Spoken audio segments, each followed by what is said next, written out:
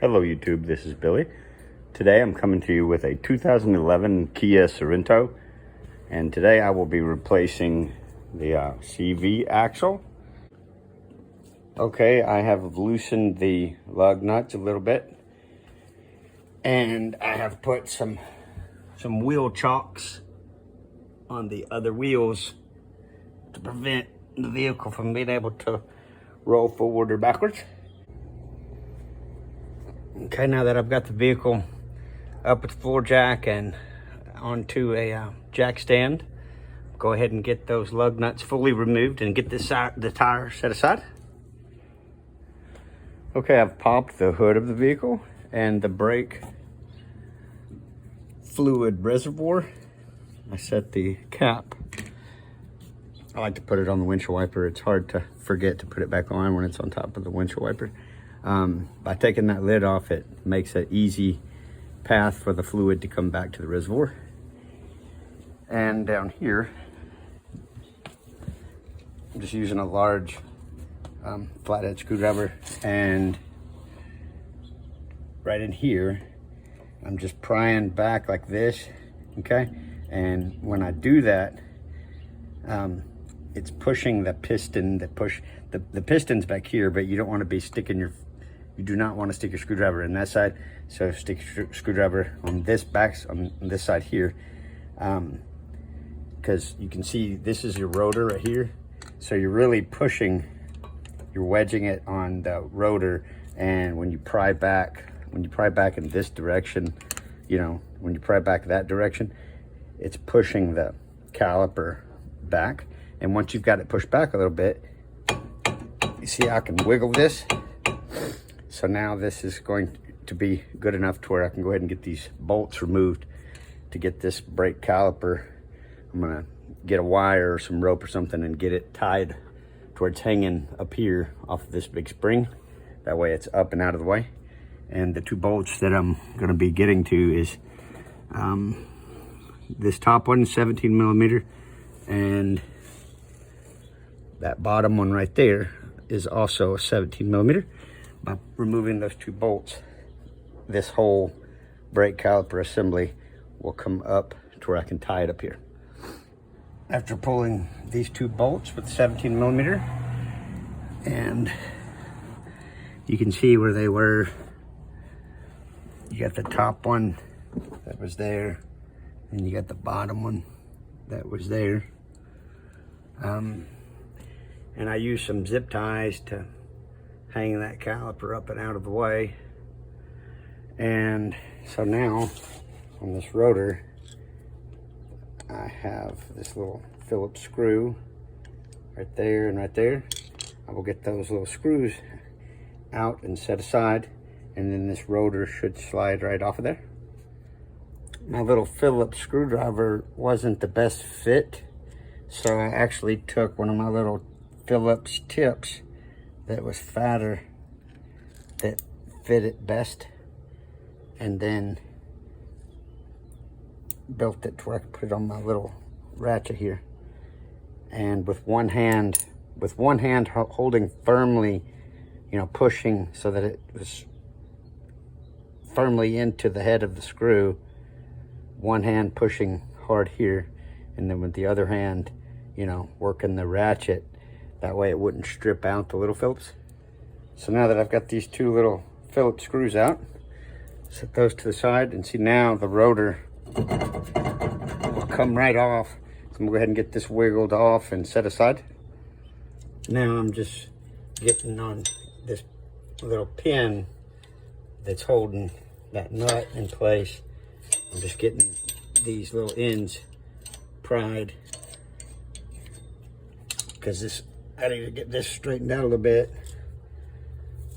That way I can try to get that pin pulled out. So the head of it is right there. I've got to get this pin pulled out so that I can get this nut off. Now that I got the pin pulled out, now I'll get a 30 millimeter onto this nut magnet that I'll use to get that washer off of there. to the front side right back here.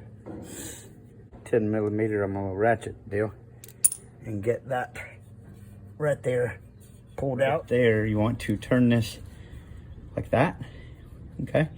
Just slide it, pivot it like that, and then it'll wiggle out, okay? Kind of up here out of harm's way, like that. Okay, now I'm going to take these two bolts here. One side is 17 millimeter and one side is 19 millimeter. Okay, now I've got both of those bolts out there.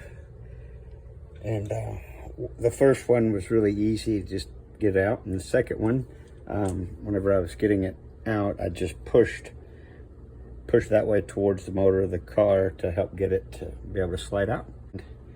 Getting this to separate. Okay, and I've got the CV axle out sitting here on the floor. So when I got this one and this one to separate, of course this is still stuck in, it's still inside here. Well, when you're on the back of on this back part here, just grab a hold. When it's still up here, grab a hold of it and push towards the motor. And then while you're holding and pushing that towards the motor, grab this and pull it towards yourself, and it'll cause some separation for this and this to want to come out. Okay, now when you do get it to come out, you don't have to wiggle it a little bit, but when you do get it to separate, the head of this, you're going to want it to come to this side. Okay, so when you get it out, and it's most likely it's going to be on this side when you get it out, okay? We'll just maneuver it to where you get it to this side. And once you get it to this side over here, then grab the back of back here where my boot tore, just grab the back there and then push towards the motor, okay? And then just pop it towards yourself and it'll pop right out of there. One sitting side by side. Appears to be a good match. If one of them looks shorter or longer than the other, these things actually squeeze and contract, okay? So after getting the back of the CV axle to go in properly and getting the head to go in properly, I did go ahead and put the big washer into place, and the new nut is, just on by hand, I can still move it. Anyways, in that position, okay, to get the strut and this piece lined back up to get those two bolts in, man, that was a job. That was difficult. The strut kept wanting to go like that. And okay, so after fighting it for a long time, I first just ignored the strut because I needed to make sure that this piece, I needed to make sure that it would pivot up. So once I figured out exactly where that sweet spot is so that it would pivot up, I had it ready so that it would pivot up into place. After I got that part ready with my legs underneath here like that, and using a hammer, had the head of the hammer into that slot there like that, and using it as a pry bar to get the strut to line up. Once I got it to look like it was in the right spot, with one hand I held the strut into place, and with my legs and my other hand I pivoted this piece up into this piece. It was not an easy task. It was definitely challenging. The first bolt that I was able to get was the top one, and then had to just kind of wiggle back and forth to get the bottom one. Those two bolts tightened up good, and got this nut tightened up, and got the pin back in place. So now back here, getting this little gizmo here back in.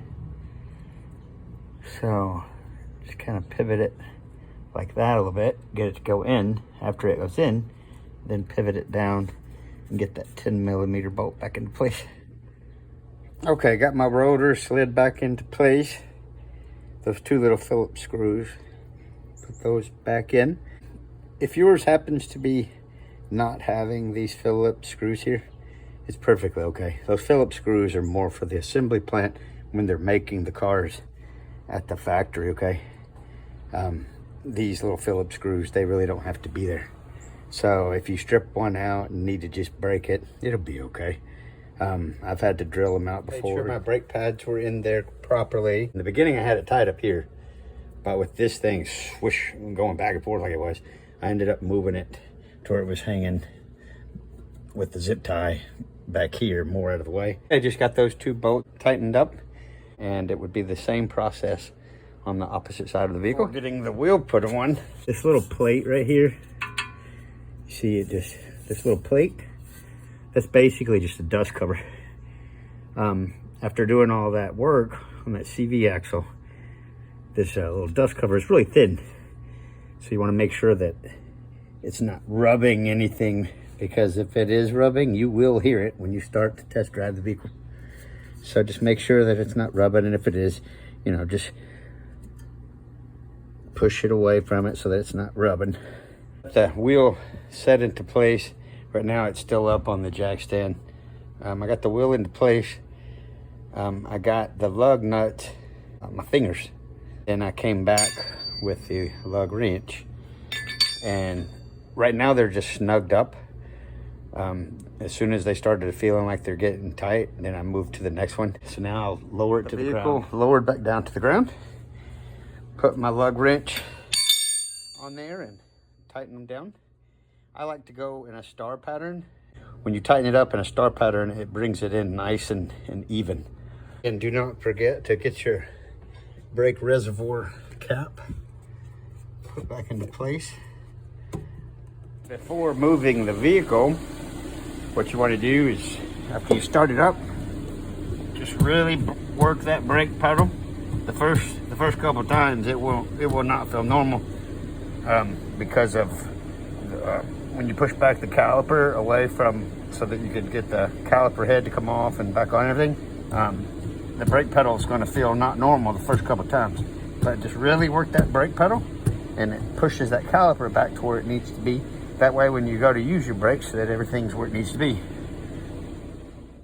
This would be the driver's side, part number, SKU number 14490225571. This would be the passenger side, part number, SKU number 167160. Part number 66-3654 and 0132-24-07.